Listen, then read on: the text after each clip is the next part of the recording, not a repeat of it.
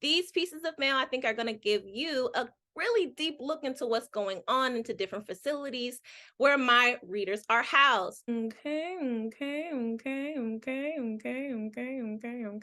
This came to us Black August of last year. I love Black August letters because during this time, this is actually a few days before the anniversary of George Jackson's assassination and also the anniversary of the National Prison Strike, the Attica Uprising, all those periods of time in which people in prison really reflect on their conditions and do their best to get people on the outside to recognize and influence change.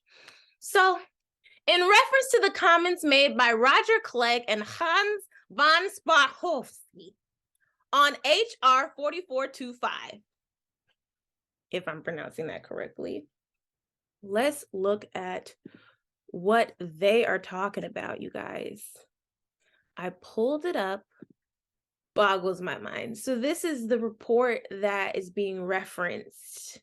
This report right here is what has stirred the pot. But let's read a little excerpt. Federal bills such as S-2550, sponsored by Senator Rand Paul, which will restore the right to vote to nonviolent felons after they've served their time of imprisonment and no more than 1 year of probation, is a blatant example of correctional overreach that invades power specifically reserved to the states by the Constitution. Okay, this is what they're saying. So let's I don't need to say my opinion right now. I don't need to share my opinion. What I do want to share though is what our reader is saying. In reference to those comments, everyone is guilty of violating some law in the USA. Some just have their violations fixed through abuse of power as to never be charged. Others have just never been caught at violating the laws of the land.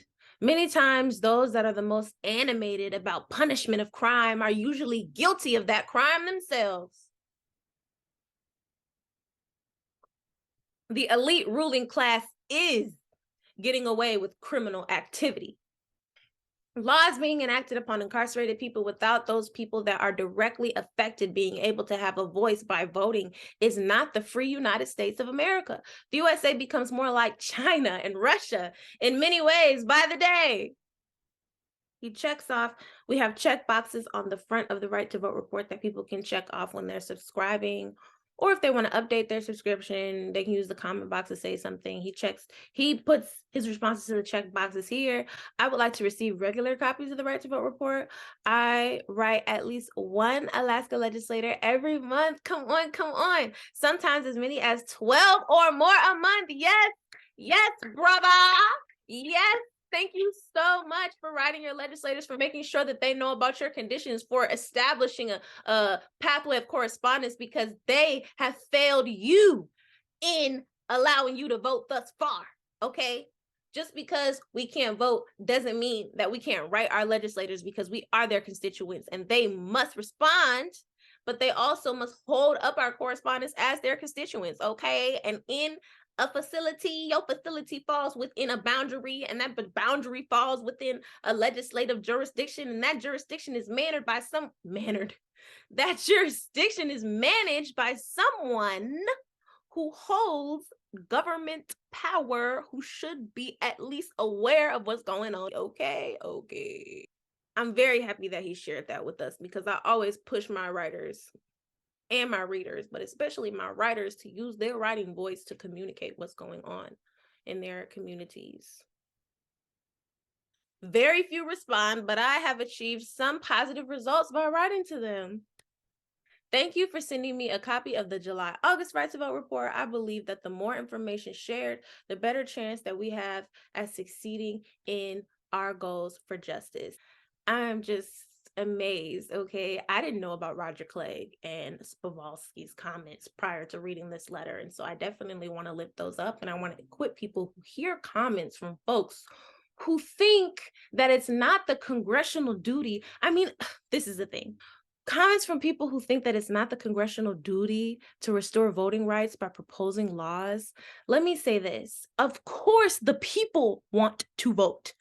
But when we have to change the Constitution, and it's a privilege, we can do it in Michigan. You can make amendments to the Constitution by a petition by the people. They can get enough signatures, and then it can go through Congress. And then if the Congress aren't against it, then the governor can sign on it, and it can become a law. Of course, people can do it that way. And I guess that feels like a realistic way of doing it.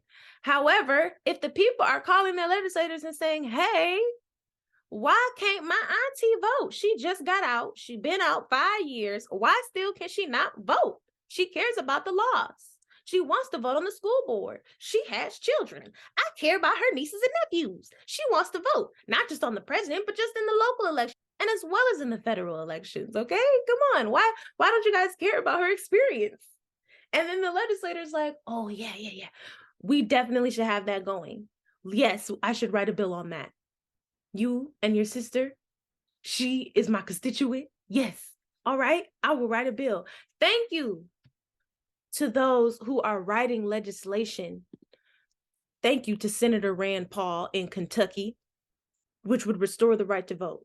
I think you should go further than nonviolent. Let's stop using these labels.